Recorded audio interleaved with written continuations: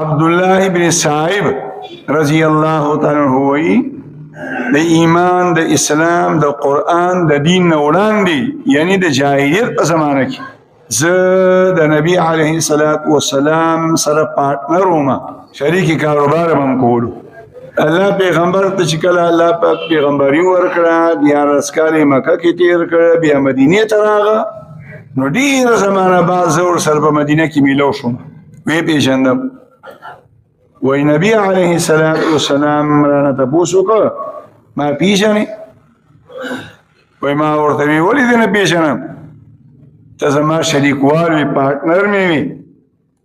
فنعم الشریک انت، او ستا غوندې بهترین پارټنر ما په کاروبار کې نه دی لیدلی، لا تداري ولا تماري، نه به دې ټال مټول انې بانې کولې او نه به باندې کومه خبره جنګ جګړه چېرته کړې ده چې دا سودا دې ګرانه ولې خرڅه کړه یا دې ارزانه ولې خرڅه کړه. اوس خو به د خوږو ورونو په شان د پارټنراني کاروبار به کوي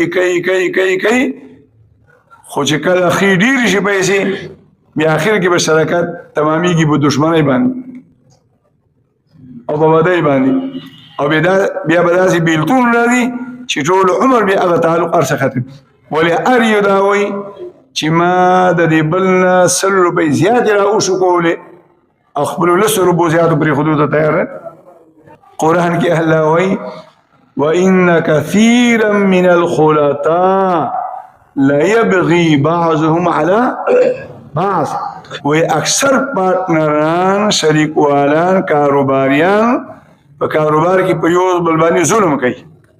ها الا الذين امنوا وعملوا الصالحات منهم، مگر داسې پارټنران چې زړه د ایمان نه ډکي او د الله یې په ځکه پرته چې دا فلانه زما سره په کاروبار کې شریک دي، کله را سره شریک ده، نقصان را سره شریک دي، محنت را سره شریک دي، پیسې را سره شریک دي، هغه نشته او الله خوشته کوي.